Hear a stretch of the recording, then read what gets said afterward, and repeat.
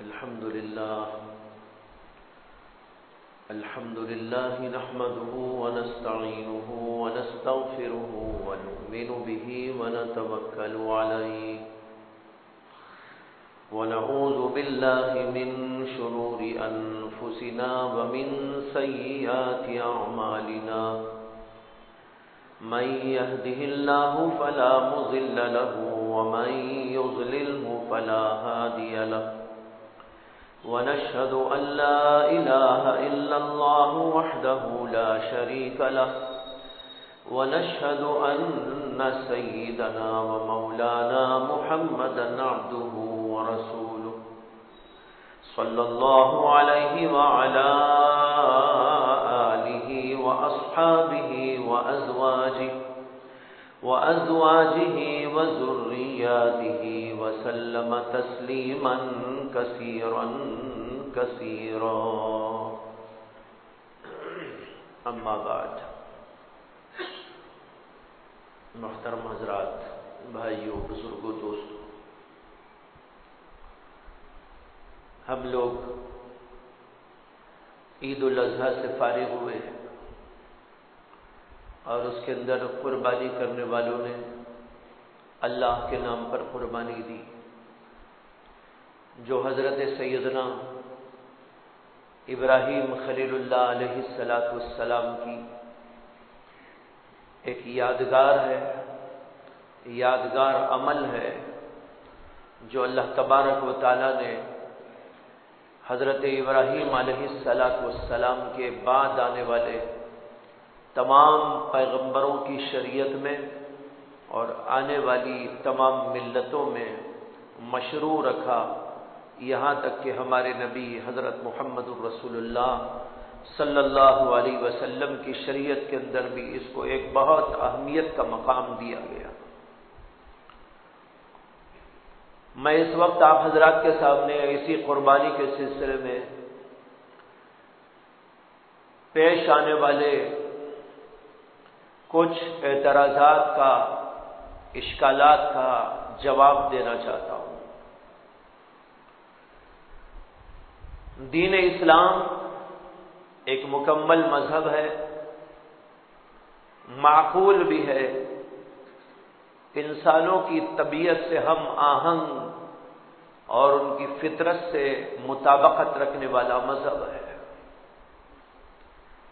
دنیا میں مذاہب تو بہت ہیں اور آج بھی کئی مذاہب دنیا کے اندر پائے جاتے ہیں، لیکن حقیقت یہ ہے کہ جو معقولیت اور فطرت سے ہم آہنگی اسلام کی تعلیم کے اندر اور اسلامی احکامات کے اندر پائی جاتی ہے، کسی اور جگہ آپ کو وہ معقولیت اور انسانی فطرت سے ہم آہنگی نظر نہیں آئی۔ لیکن عجیب بات یہ ہے کہ بہت سارے مذاہب غیر معقول حرکتیں کرنے والے ہیں،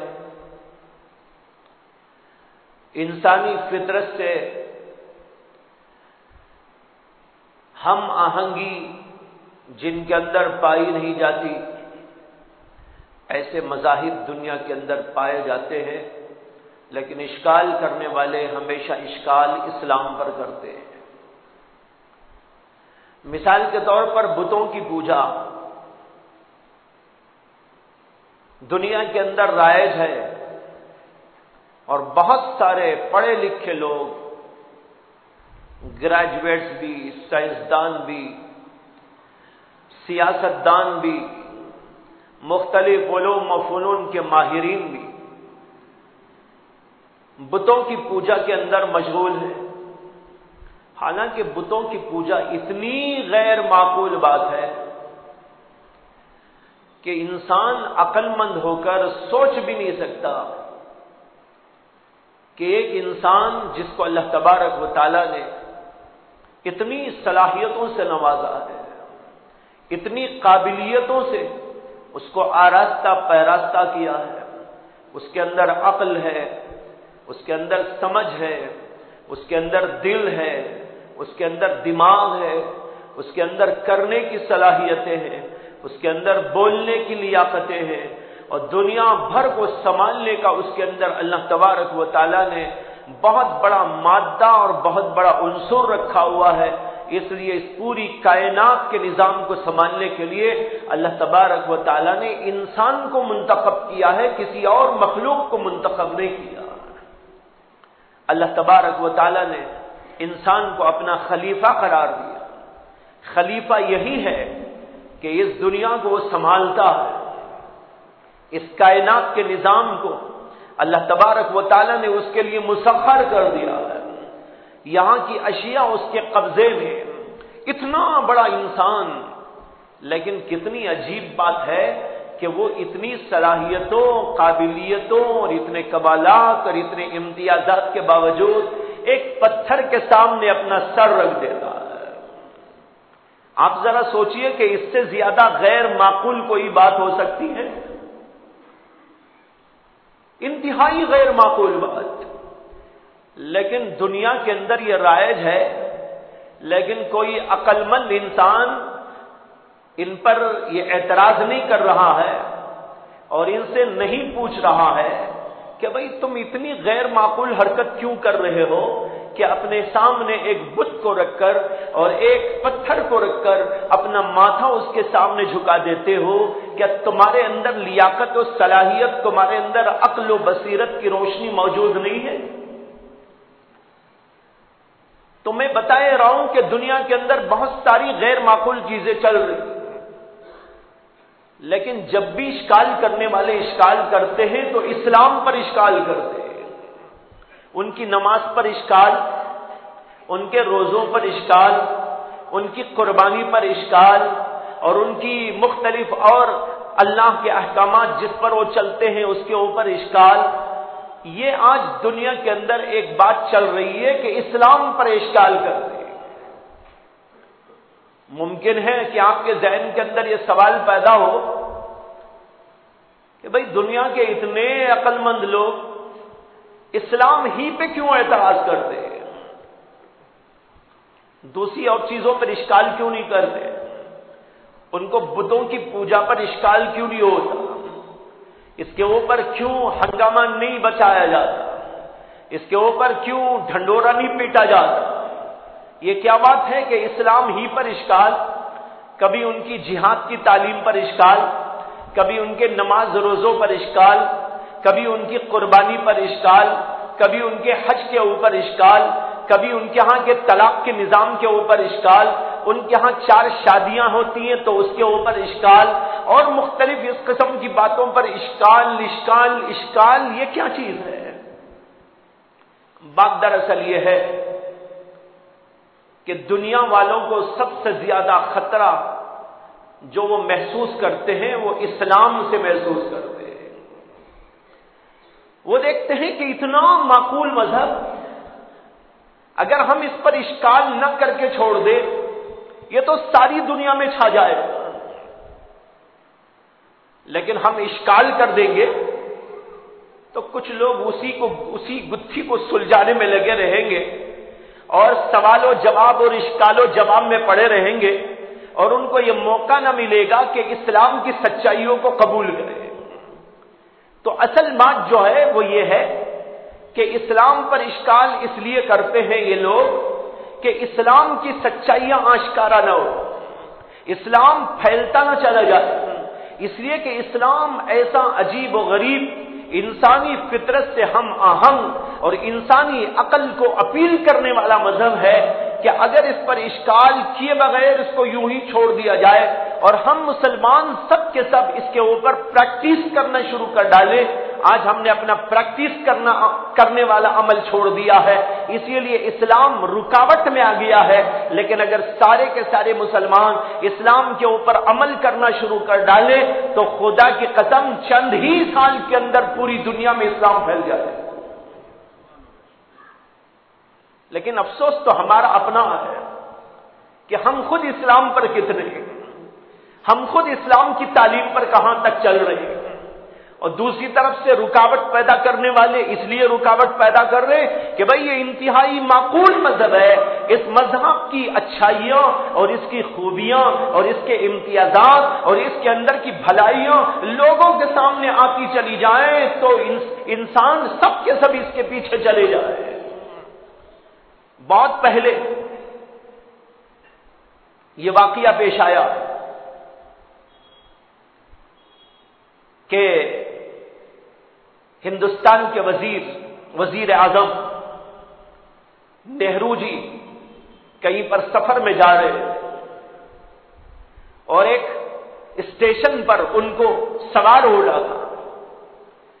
جب وہ اپنے لوگوں کے ساتھ اسٹیشن پر پہنچ کر اپنی ٹرین میں سوار ہونے والے تھے تو وہیں پلیٹ فارم پر چلتے چلتے انہوں نے دیکھا کہ کچھ مسلمان ہیں اور وہ مسلمان اسٹیشن کے پلیٹ فارم کے اوپر نماز پڑھ رہے ہیں جماعت کے ساتھ میں۔ تو نہرو جی نے کھڑے ہو کے ان کو دیکھا کہ ایک امام ہے اور اس کے پیچھے چند لوگ ہیں، مسافر تھے وہ لوگ، اور اسلام کی یہ تعلیم ہے کہ تم جہاں کہیں بھی ہو اللہ کا نام لو، جہاں کہیں بھی ہو اذان کا وقت ہوئے تو اذان پڑھو، جہاں کہیں بھی تم ہو نماز کا وقت آ جائے تو نماز پڑھو، گھر میں ہو تو نماز، اسٹیشن پر ہو تو نماز، ایئرپورٹ پہ ہو تو نماز، مسجد میں ہو تو نماز، دکان پہ ہو تو نماز، مشغولیت میں ہو تو نماز، اگر تم مصروف نہ ہو تو اس وقت بھی نماز، ہر وقت نماز تمہارے لیے ضرور۔ تو کچھ اللہ کے بندے نیک لاڈلے کہیں سفر میں جا رہے تھے، نماز کا وقت ہو گیا، نماز کا وقت ہوتا ہے تو مسلمان نماز پڑھتا ہے، چنانچہ ان لوگوں نے وہیں اسٹیشن کے اوپر اپنے مصلے بچھا دیے اور انہوں نے نماز پڑھنی شروع کر دی، اور نہرو جی ادھر سے آئے تو دیکھا کچھ دیر کھڑے ہو کر کہ ایک امام ہے، اس کے پیچھے چند لوگ ہیں اور وہ اللہ اکبر کہہ رہا ہے، اور اس کے پیچھے سب کے سب لوگ اٹھ رہے ہیں، بیٹھ رہے ہیں، جھک رہے ہیں، رکوع اور سجدہ کرتے جا رہے ہیں۔ کچھ دیر دیکھنے کے بعد وہ آگے بڑھ گئے اور آگے بڑھتے ہوئے انہوں نے کہا اگر ہندوستان کے سارے مسلمان یہ عمل شروع کر دیں تو ہندوستان میں کوئی ہندو باقی نہ رہے گا۔ بھائیوں، یہ ہمارا اپنا قصور ہے کہ ہم نے نماز کو چھوڑ دیا ہے، ہم نے دین کے امور کو چھوڑ دیا ہے، ہم نے بہت ساری سچائیوں کو چھوڑ دیا ہے، ہم خوش شکوک و شبہات میں پڑ گئے، بہت ساری اچھائیوں کو ہم نے غیروں کو دے دیا اور اپنے آپ کو نہتہ کر لیا اور خالی کر لیا ہے۔ اس لیے اسلام جہاں تھا وہیں کھڑا ہوا ہے، ورنہ تو اسلام کھڑے ہونے کی چیز نہیں ہے، یہ ساری دنیا میں چھانے کی چیز ہے۔ اس کی ایک ایک چیز انتہائی معقول، اس کا ایک ایک عمل انسانوں کی عقل کو اپیل کرنے والا اور انسانی فطرت سے ہم آہنگ ہے۔ تو بہرحال میں یہ عرض کر رہا تھا کہ لوگ اشکال کرتے ہیں تو اسلام پر، لیکن اس کی وجہ میں نے ابھی آپ کو بتائی کہ دراصل یہ اشکال اس لیے کرتے ہیں، یہ وہ سادہ لوگ نہیں ہیں اشکال کرنے والے، یہ لوگ بڑے پڑھے لکھے وہ لوگ ہیں جو اسلام سے تعصب رکھتے ہیں اپنے ذہنوں کے اندر، ان کو یہ اندازہ ہے اور ان کو یہ اندیشہ ہے کہ اگر اسلام پر ہم اعتراض کر کے اس کو نہ کھڑا کر دیں اور لوگوں کو اس کی سچائیوں کے سلسلے میں شکوک و شبہات میں مبتلا نہ کر دے، یہ اسلام تو ساری دنیا پہ چھا جائے گا۔ اس لیے اعتراض کرو تاکہ ہر آدمی اسی سوچ و بچار میں پڑا رہے اور اسی ادھیڑ بن میں مبتلا رہے، یہاں تک کہ اسلام کی یہ جو ہے اسلام کی یہ رفتار کچھ کم ہو جائے۔ ویسے اسلام ماشاءاللہ پھیل رہا ہے، بہت ساری سروے رپورٹس ہیں جو بتاتی ہیں کہ دنیا میں اس وقت سب سے زیادہ تیزی کے ساتھ پھیلنے والا مذہب اسلام ہے۔ دنیا میں عیسائی بھی موجود ہے، دنیا کے اندر ہندو بھی موجود ہے، دنیا کے اندر اور مذہب کے لوگ بھی موجود ہیں۔ عیسائی کہتے ہیں کہ سب سے زیادہ موجود ہے، لیکن یہ رجسٹر کے عیسائی ہیں، حقیقت کے اعتبار سے لوگ عیسائی نہیں۔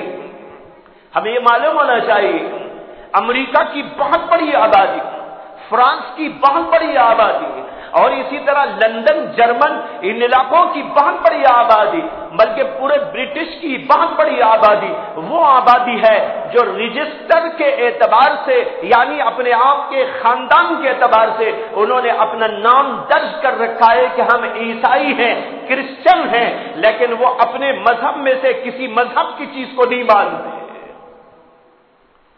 کیا آپ نے کبھی ایسے مسلمان کا تصور کیا ہے جو اللہ کو نہ مانتا ہو، جو اللہ کے قرآن کو نہ مانتا ہو، جو اللہ کے احکام کو نہ مانتا ہو، اور وہ کہے کہ بھئی میں مسلمان ہوں؟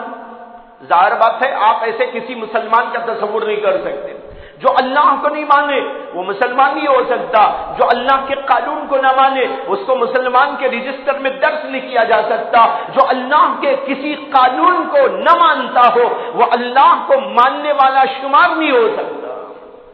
لیکن عجیب بات یہ ہے کہ عیسائیوں کے یہاں بہت بڑی آبادی آپ کو ایسے ملے گی جو اپنے آپ کو کہتے ہیں کہ ہم کرسچن ہیں، لیکن آپ ان سے بات کریں تو وہ کہیں گے کہ ہم کسی گاڈ کو نہیں مانتے۔ جو کسی گاڈ کو نہیں مانتا، جو کسی گاڈ کے احکام کو نہیں مانتا، ظاہر بات ہے کہ وہ کرسچن کیسے ہو سکتا ہے؟ کرسچن ہونے کے لیے تو اللہ کو ماننا ضروری ہے، گاڈ کو تسلیم کرنا ضروری ہے، گاڈ کے پروفٹس کو ماننا ضروری ہے، اور گاڈ کی طرف سے آنے والے اللہ کے کلام کو ماننا ضروری ہے۔ لیکن اس کے باوجود یہ قوم ایسی قوم ہے جو کہتی ہے کہ ہم کرسچن ہیں، لیکن اس کے باوجود وہ اللہ کو نہیں مانتے، بس وہ نام کے کرسچن ہیں، حقیقت کے اعتبار سے کوئی کرسچن نہیں۔ تو ایسی بہت بڑی تعداد آپ کو ملے گی، وہ اپنے کسی اللہ کو نہیں مانتے، اللہ کے قانون کو نہیں مانتے، اللہ کی کتابوں کو نہیں مانتے، نام ان کا کرسچن ہے۔ لیکن مسلمان میں ایسا نہیں ہو سکتا۔ مسلمان جو بھی ہوگا اس کے لیے ضروری ہے کہ وہ یوں کہے آمنت باللہ وملائکتہ وکتبہ ورسلہ والیوم الآخر والقدر خیرہ وشرہ من اللہ تعالی والبعث بعد الموت۔ میں ایمان لاتا ہوں اللہ پر، میں ایمان لاتا ہوں اللہ کے فرشتوں پر، میں ایمان لاتا ہوں اللہ کے پیغمبروں پر، میں ایمان لاتا ہوں اللہ کی کتابوں پر، میں ایمان لاتا ہوں تقدیر پر کہ ہر اچھائی اور برائی اللہ کی تقدیر سے ہوتی ہے، اور میں اس بات کو مانتا ہوں کہ آخرت آنے والی ہے، اور میں ایمان رکھتا ہوں اس بات پر کہ قیامت کے دن دوبارہ انسانوں کو اللہ اٹھائیں گے اور جنت و دوزخ کے فیصلوں تک معاملہ ہو۔ یہ ہے مسلمان۔ ان میں سے ایک چیز کو بھی نہ مانے گا تو ہم اس کو مسلمان نہیں کہہ سکتے۔ لیکن ان کے ہاں یہ ہے کہ خدا کو بھی نہ مانو تب بھی وہ آدمی کرسچن کہلاتا ہے۔ یہ ایسے عجیب و غریب لوگ ہیں۔ تو میں یہ عرض کر رہا تھا کہ اسلام دنیا کا سب سے بڑا مذہب ہے جو پھیلتا جا رہا ہے۔ باقی اور جو مذاہب ہیں جیسے کہ میں نے کہا ان میں تو ایسے ہیں کہ وہ کسی مذہبی کو نہیں مانتے۔ لوگ کہتے ہیں کہ دنیا میں اس وقت کرسچنوں کی آبادی سب سے زیادہ ہے، لیکن بھائی وہ کرسچن وہ ہیں جن کے بارے میں ابھی میں نے بتایا کہ وہ نام کے کرسچن ہیں، لیکن وہ کرسچن جو اللہ کو مانتے ہو، اللہ کے پیغمبروں کو مانتے ہو، حضرت عیسیٰ علیہ السلام تک جتنے پیغمبر آئے عیسائی ان سب کو مانتے ہیں۔ ہاں ہمارے نبی محمد صلی اللہ علیہ وسلم کو نہیں مانتے، لیکن اس سے پہلے کہ تو سارے پیغمبروں کو ماننا ان کے لیے ضروری۔ اسی طرح اللہ کی کتابوں کو مانتے، توریت کو مانتے ہیں، انجیل کو مانتے ہیں۔ ہاں ہمارے نبی پر جو کتاب نازل ہوئی وہ ہے قرآن، وہ اس کو نہیں مانتے، لیکن اتنا تو ان کے لیے ضروری ہوا کہ وہ اللہ کو مانے، اللہ کے فرشتوں کو مانے، آخرت کو مانے، جنت دوزخ کو مانے، اور اسی طرح اللہ کی کتابوں کو مانے، انجیل کو مانے اور پیغمبروں کو مانے عیسیٰ علیہ السلام تک۔ لیکن ان میں سے کسی کو بھی یہ نہیں مانتے، پھر بھی وہ کرسچن ہے کا مطلب یہ ہوا وہ نام کے کرسچن ہے، حقیقت کے کرسچن نہیں۔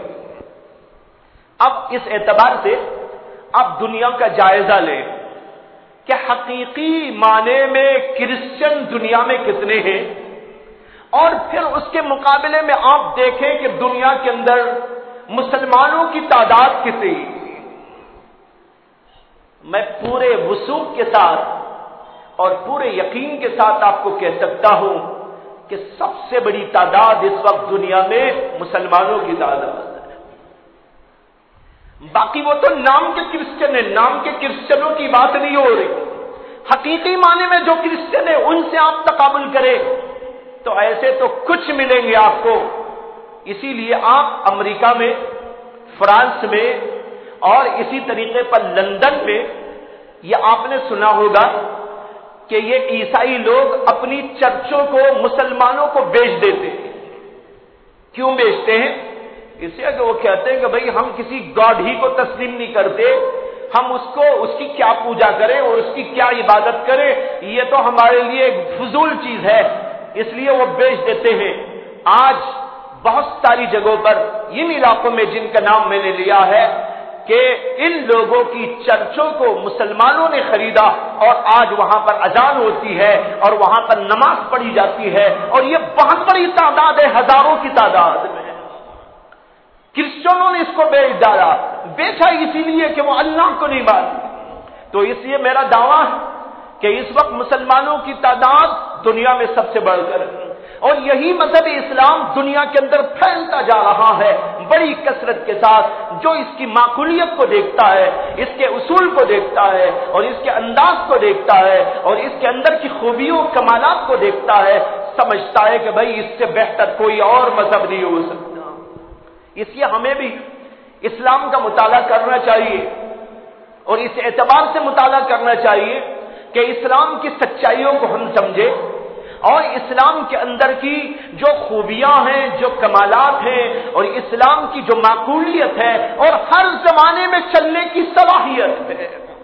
یہ بھی یاد رکھیں آپ، دنیا میں کئی مذہب ایسے وہ صرف پوجا پاٹ کے مذہب ہے کہ تھوڑی دیر کے لیے گئے، انہوں نے پوجا وجا کر دی، اس کے بعد ان کے مذہب سے کوئی تعلق نہیں، بیپار میں ان کے مذہب کو کوئی تعلق نہیں، شادی بیاہ میں ان کے مذہب کو کوئی تعلق نہیں، گھریلو زندگی میں ان کے مذہب سے ان کو کوئی تعلق نہیں، اور ان کے بیپار میں ان کے مذہب کو کوئی تعلق نہیں، ان کی سیاست میں ان کے مذہب کو کوئی تعلق نہیں۔ وہ آزاد ہیں، جو چاہے کریں، بس ان کے مذہب پر رہنے کے لیے اتنا ہی ضروری ہے کہ بس کبھی گئے اور پوجا پاٹ کر لی اور اس کے بعد قصہ ختم ہو گیا، اور اس کے بعد اپنی زندگی عام انسانوں کی زندگی گزارتے ہیں جس میں مذہب کا کوئی تعلق نہیں ہو۔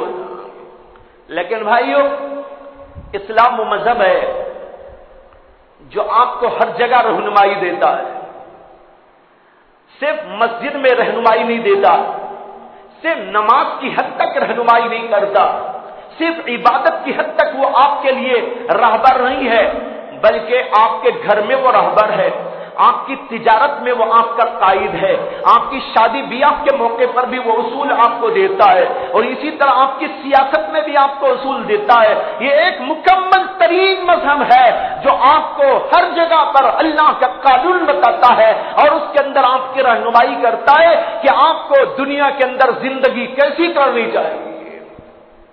ایسا مذہب دنیا میں کوئی اور نہیں، سب آزاد لوگ ہیں، من مانی کرتے ہیں، لیکن اسلام ساری دنیا کی ہدایت کے لیے آیا اور اس کے اندر ہدایت کا پہلو ہر اعتبار سے موجود ہے، اس لیے وہ ہر جگہ پر ہماری رہنمائی کرتا ہے۔ اس لیے میں نے عرض کی آپ کے سامنے کہ ہمیں چاہیے کہ ہمارے مذہب کے بارے میں ہم معلومات کریں اور دیکھیں اور سمجھیں اور غور و فکر کے ساتھ، تدبر کے ساتھ میں ان چیزوں کو معلوم کریں کہ اسلام کی تعلیمات کیا ہیں اور اس کے اندر سارے زمانوں میں چلنے کی صلاحیت کیسی موجود ہے۔ اسلام آیا کب سے؟ 1400 سال ہو گئے، 1400 سال سے یہ مذہب دنیا میں چل رہا ہے اور ہر جگہ پر چلے گا۔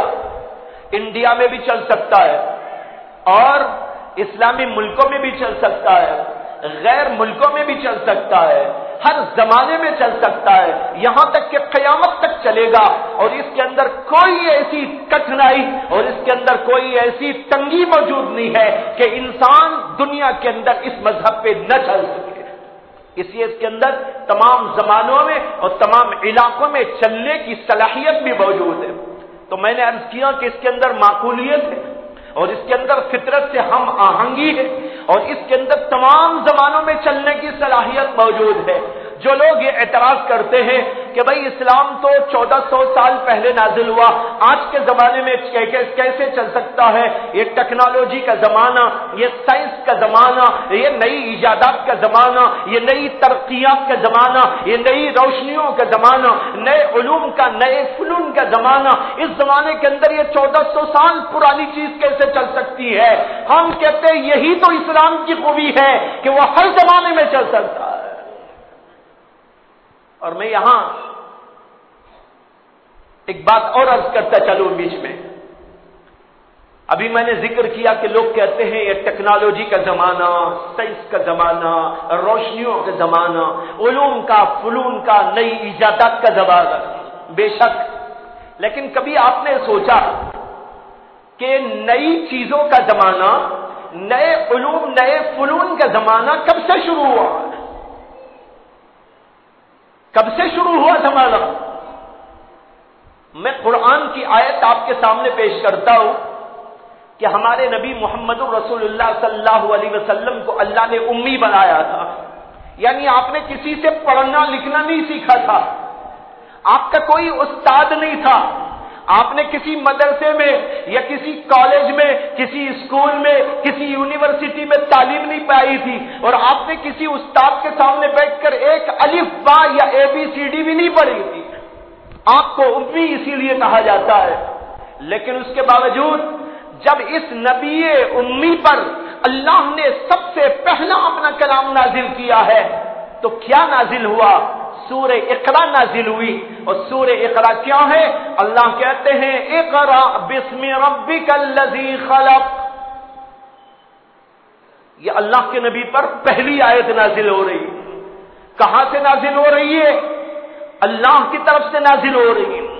اللہ کا فرشتہ آپ کے اوپر اللہ کی وحی لے کے نازل ہو رہا ہے، اور اس کے اندر آپ کو کہا جا رہا ہے اقرا، پڑھو، یعنی ہماری اس وحی کا آغاز، اسلام کی وحی کا آغاز پڑھنے کے سلسلے سے ہو رہا ہے۔ اس سے پہلے ساری دنیا میں جہالت تھی، اس سے پہلے دنیا کے اندر تاریکیاں تھی، علوم و فنون سے بالکل ناواقفیت تھی، اس سے پہلے دنیا میں عیسائی موجود تھے، اس سے پہلے دنیا کے اندر یہودی موجود تھے، اس سے پہلے قیصر و کسریٰ کا دربار چل رہا تھا، اس سے پہلے بڑی بڑی حکومتیں موجود تھی، دنیا کے اندر سپر پاور طاقتیں موجود تھی۔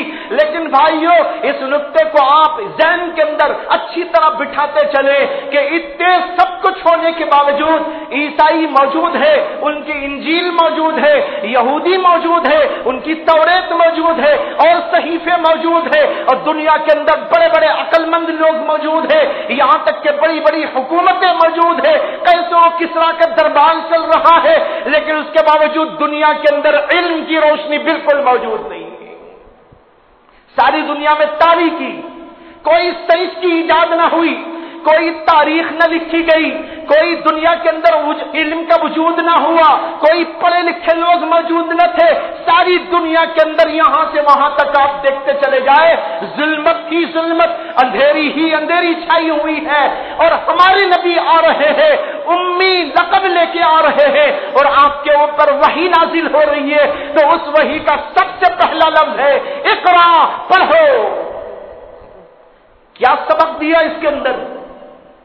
ساری دنیا کو بتایا ہمارے نبی کو ہم نے امی بنایا، لیکن اسی امی لقب نبی کے ذریعے سے ساری دنیا میں پڑھنے کا رواج چلے گا، تعلیم کا رواج چلے گا، علوم و فنون کا رواج چلے گا، سائنس و ٹیکنالوجی کے علوم وجود میں آئیں گے، زبردست انقلاب دنیا میں آئے گا۔ یہ جتنا علمی انقلاب دنیا میں آئے گا وہ اللہ کے نبی کے بعد میں آئے گا، اس سے پہلے ساری دنیا کے اندر تاریکی ہی تاریکی ہے۔ یہ ہے بھائیوں ہمارا اسلام۔ کہ تاریکیوں کو ختم کرنے کے لیے آیا، جہالتوں کو ختم کرنے کے لیے آیا۔ یہیں سے آپ یہ نقطہ بھی سمجھتے چلے کہ ہمارے نبی کے آنے سے پہلے کا جو زمانہ ہے اس زمانے کو ہم کیا کہتے ہیں؟ معلوم ہے ہمارے نبی کے آنے سے پہلے کا جو زمانہ ہے اس زمانے کا نام کیا ہے؟ ٹیکنالوجی کا زمانہ، سائنس کا زمانہ، علم و فن کا زمانہ، روشنیوں کا زمانہ نہیں، اس زمانے کا نام ہے زمانہ جاہلیت۔ اندازہ کر لو کہ اللہ کے نبی کے آنے سے پہلے ساری دنیا کے اندر جہادت کی جہادت پائی جاتی ہے۔ ہمارے نبی آئے تو آپ کے ذریعے کہا قرآن نے اقرأ باسم ربک الذی خلق، پڑھو، تمہیں پڑھانے کے لیے بھیجا ہے، تم پڑھنے کے لیے آئے ہو، علوم کی ایجاد کرنے کے لیے آئے ہو، علوم فنون دنیا کے اندر رائج کرنے کے لیے آئے ہو۔ چنانچہ ہمارے علماء نے اتنا علم پایا اور اسی قرآن و حدیث کی روشنی میں ساری دنیا کے اندر علم کو پھیلا دیا۔ ٹیکنالوجی کے علوم آئے، ہمارے علماء کی طرف سے آئے، سائنس کے علوم آئے، یہ ہمارے علماء کی طرف سے آئے، یہ ان لوگوں کی طرف سے آئے دنیا کے اندر جنہوں نے دنیا کے اندر ایک انقلاب عظیم پیدا کر دیا۔ ہاں، اس کے بعد ان لوگوں کے پاس تو کچھ نہ تھا تو صرف ایک چیز تھی، اور وہ ایک چیز کیا تھی؟ اس کا نام تھا چال بازی۔ اس کا نام کیا تھا؟ چال بازی، مکر و فریب، دھوکے بازی۔ یہ تھا ان کے اندر۔ علم نہیں تھا، دیانت نہیں تھی، امانت نہیں تھی، صداقت نہیں تھی، سچائی موجود نہیں تھی، انسانیت موجود نہیں تھی، اخلاق موجود نہیں تھے، انسانی اقدار موجود نہیں تھے۔ وہ کیا ٹیکنالوجی کو وجود دیتے، وہ کیا علوم و فنون کو دنیا میں برپا کرتے۔ ان کا کام یہ تھا کہ وہ جہالت کی وادیوں کے اندر سو رہے تھے، اور یہاں تک کہ ایک زمانہ آیا کہ ان کے اندر ایک اپنی چال بازی نے انگڑائی لی۔ انہوں نے کہا مسلمانوں نے دنیا بھر کے اندر علوم و فنون کو پھیلا رکھا ہے، اب ہمارا کام یہ ہے کہ ہم ڈاکہ ڈالیں گے اس کے اوپر۔ ڈاکہ ڈالنے والا مال کماتا ہے یا دوسرے کے مال پر ہاتھ ڈالتا ہے؟ چور کو آپ نے کبھی دیکھا کہ وہ بازار میں جا کے محنت کر رہا ہے؟ ڈاکو کو آپ نے کبھی دیکھا کہ وہ جا کے محنت کر کر کے روپیہ پیسہ جمع کر رہا ہے؟ نہیں، وہ دیکھتا رہتا کون کما رہا ہے، کون مال جمع کر رہا ہے، کون اچھی بلڈنگ بنا رہا ہے، کون کتنی تجوری میں بھر رہا ہے۔ دوسروں کو بیٹھ کے دیکھتا ہے، وہ پلان بناتا ہے۔ پلان یہ بناتا ہے کیسا لوٹوں، کیسا گھسوٹوں، کیسے اس کے مال کو اپنا مال بنا لوں، کیسے وہاں سے چوری اور ڈاکہ ڈالوں۔ یہ ڈاکوؤں کا، چوروں کا کام ہوتا ہے۔ ان قوموں نے یہی کام کیا تھا۔ اندلس اس زمانے کے اندر 800 سالہ تاریخ اس کی موجود ہے۔ کتنے علوم و فنون ایجاد کیے، یہاں جتنے علوم و فنون آپ کو نظر آتے ہیں، خدا کی قسم حقیقت میں ہمارے علماء کا یہ تو فیض ہے۔ اندلس کی پوری تاریخ اس کے لیے موجود ہے۔ اندلس کی تاریخ کے اندر یہ سارے علوم و فنون کی ابحاث آپ اٹھا کر دیکھیں گے، پتہ چلے گا کیا کیا علوم کو ترقی ہوئی، سائنسی علوم کو اور ٹیکنالوجی میں کیا ترقی ہوئی، اور کیا کیا چیزیں ایجاد ہوئی، اور کیسی کیسی چیزیں دنیا کے اندر لوگوں کے درمیان میں لائی گئی اور دنیا کو اس سے مالا مال کیا گیا۔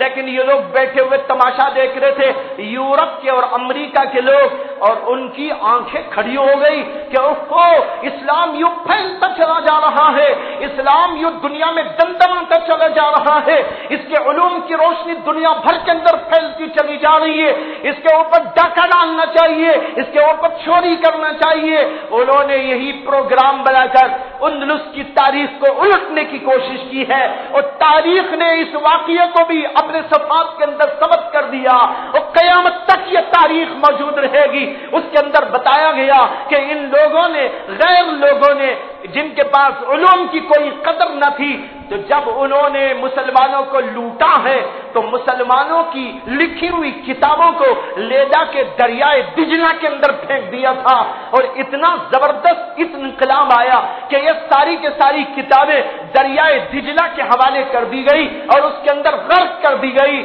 1 مہینے تک دریائے دجلہ کا پانی کالا ہو گیا۔ کیسے کالا ہو گیا؟ سیاہی کی وجہ سے۔ لکھے ہوئے حروف، وہ پہلے زمانے میں کچی سیاہی ہوتی تھی، اس سے لکھا جاتا تھا، اس کو لے جا کے لاکھوں کتابوں کو، ان کے پاس علم کی قدر نہ تھی، اس کے پاس فنون کی قدر نہ تھی، اور اس لیے انہوں نے لے جا کے اس کو دریائے دجلہ کے حوالے کر دیا، صرف تعصب میں مسلمانوں کے علوم کو اس طرح ضائع کرنے کے واسطے، اور جب وہاں پر ڈال دیا 1 مہینے تک دریائے دجلہ کالا کالا ہو گیا تھا اس کی سیاہی کی وجہ سے۔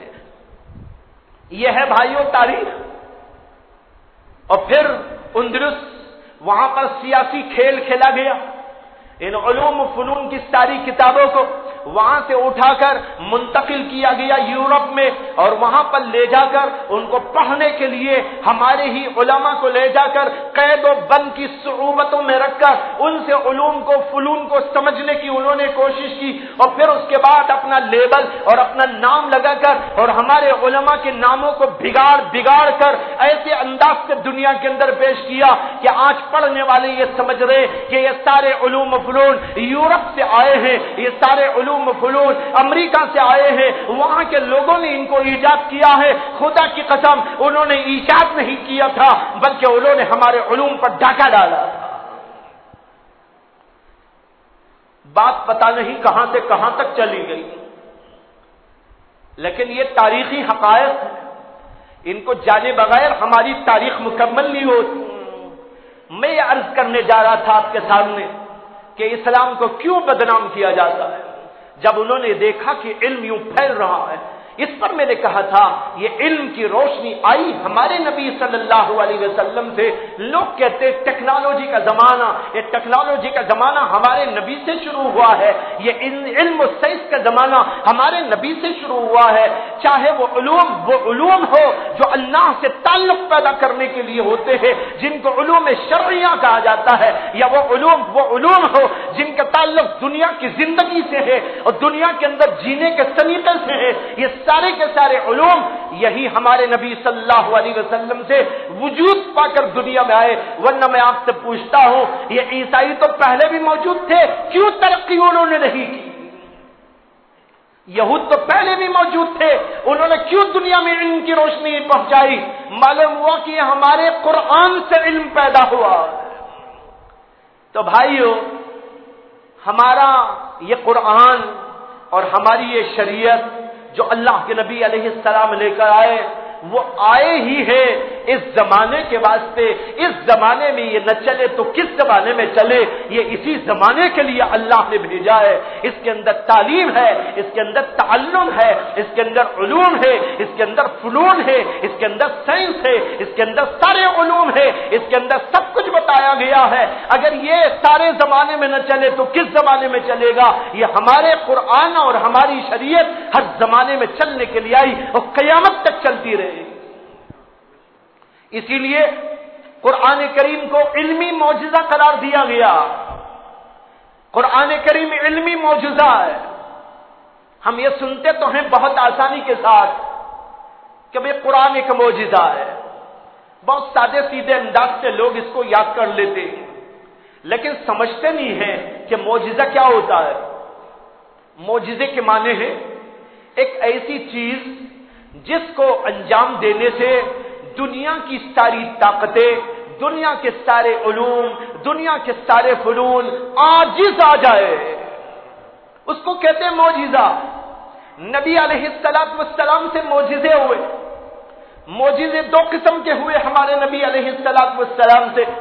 ایک معجزہ وہ جو حسی معجزہ کہلاتا ہے، یا اس کو کہہ لیجئے مادی معجزہ، جیسے اللہ کے نبی علیہ السلام کے ہاتھوں 3000 معجزات صادر ہوئے، اور ان میں سے یہ معجزہ بھی ہے کہ اللہ کے نبی علیہ السلام نے چاند کی طرف اپنی انگلی اٹھائی اور اس کو یوں اشارہ کیا تو چاند 2 ٹکڑے ہو گیا۔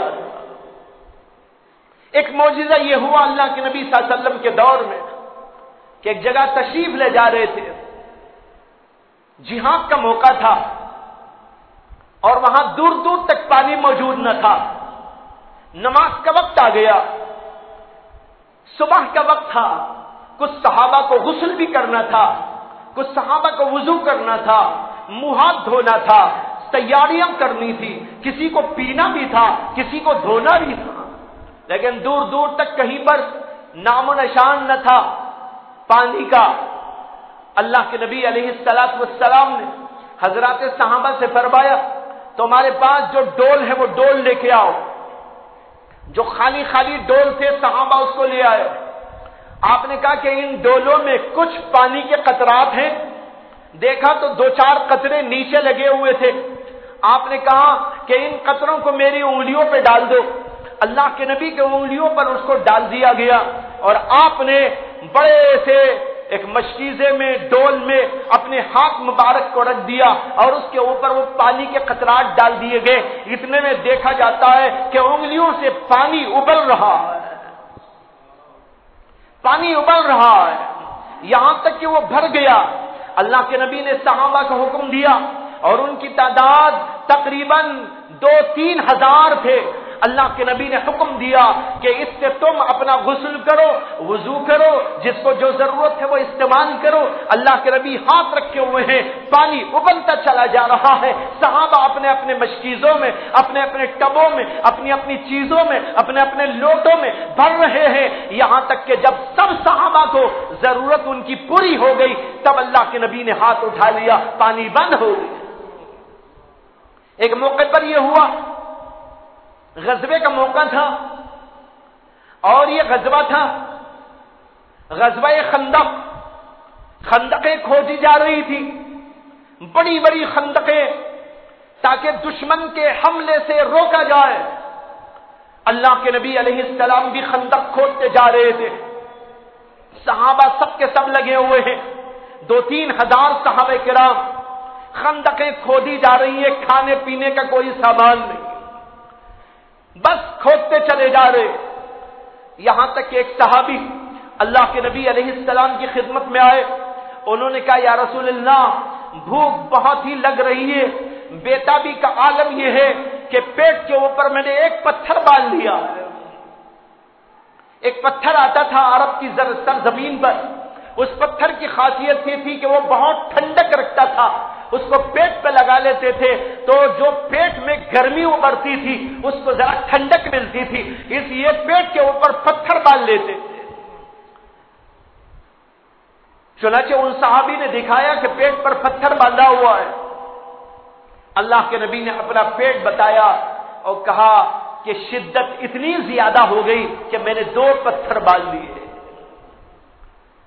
کچھ دیر کے بعد حضرت جابر بن عبداللہ رضی اللہ تعالی عنہ دوڑے دوڑے اللہ کے نبی علیہ السلام کی خدمت میں آئے۔ ان کی بیوی نے ان سے کہا تھا کہ تم اللہ کے رسول علیہ السلام کو بلا لو، آپ بھوکے ہیں، پیاسے ہیں، اللہ کے نبی کو ہم کھانا کھلا دیں گے، صرف اللہ کے نبی کی دعوت۔ حضرت جابر دوڑے دوڑے جاتے، اللہ کے نبی علیہ السلام سے ملتے اور کہتے ہیں کہ ہمارے گھر آپ کی دعوت ہے، اے اللہ کے نبی آپ بہت بھوکے ہیں، آپ تشریف لائے، میں نے کچھ کھانے کا انتظام کیا ہے۔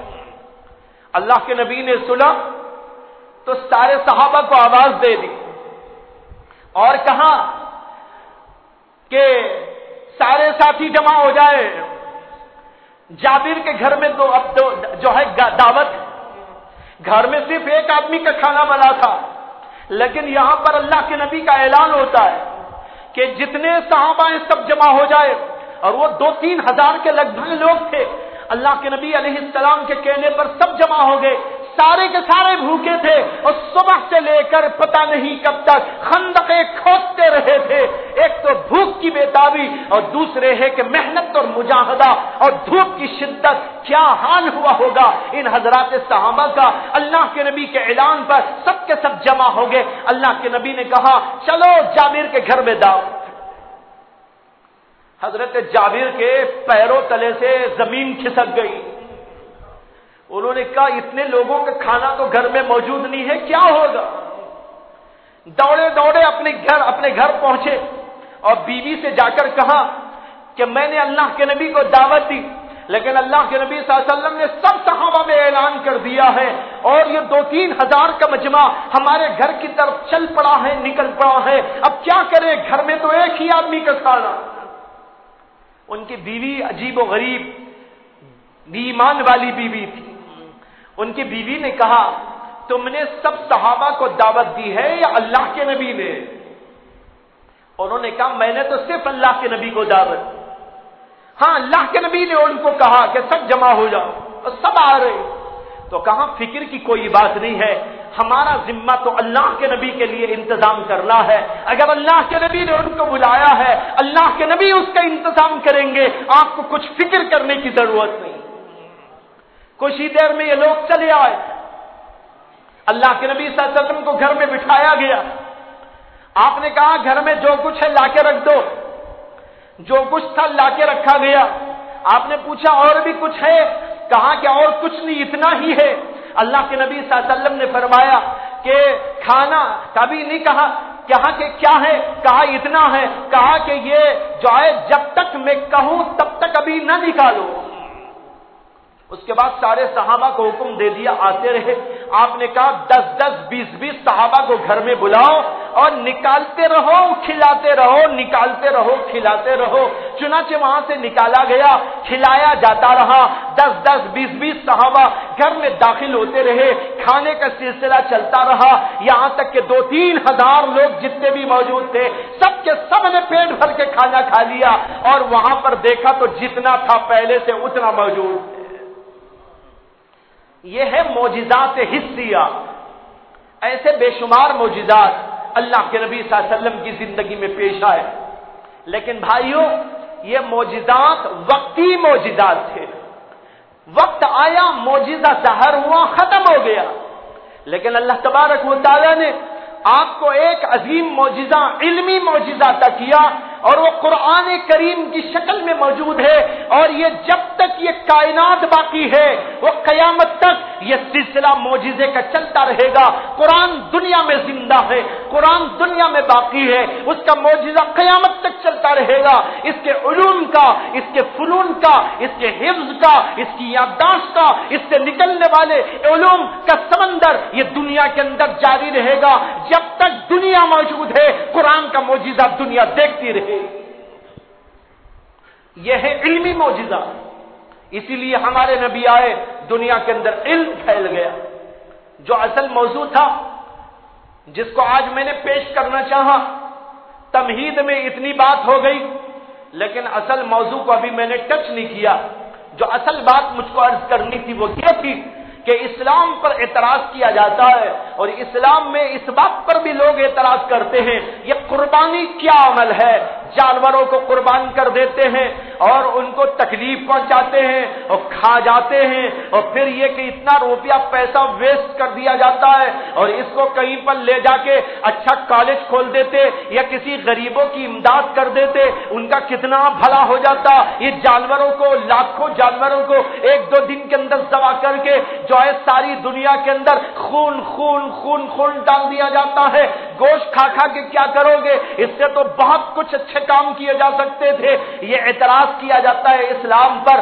میں اصل میں اسی اعتراض کا اور اس سے متعلقہ کچھ اور چیزیں ہیں ان اعتراضات کا جواب دینا چاہتا تھا, لیکن آج کی گفتگو اسی تمہید کے اندر لمبی ہو گئی. لیکن یہ جو تمہید عرض کی گئی ہے بھائیو, یہ بھی کوئی فضول گفتگو تو نہ ہوئی, یہ بھی ایک ضرورت کی بات تھی جو آپ کے دل میں ڈالی گئی.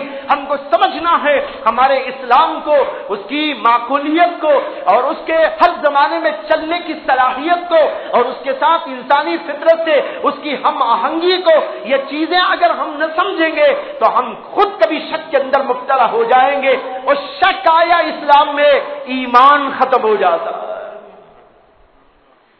اس وجہ سے میں نے چاہا کہ اس موضوع پر گفتگو کروں گا، لیکن وقت اب اتنا ہو گیا ہے کہ آج کی گفتگو کو اسی پر ختم کرتے ہوئے اس موضوع کے لیے اگلا ہفتہ میں اس کے لیے منتخب کرتا ہوں۔ اللہ تعالیٰ سے توفیق مانگتا ہوں کہ اللہ تبارک و تعالیٰ اس موضوع کو نبھانے اور اس کے حقائق کو صحیح طور پر لوگوں کے سامنے لانے کی مجھے توفیق عطا فرمائے، اور ہمارے دلوں کو اسلام پر یقین اور ایمان میں اللہ تعالیٰ مضبوط فرمائے۔ وآخر دعوانا الحمدللہ رب العالمین۔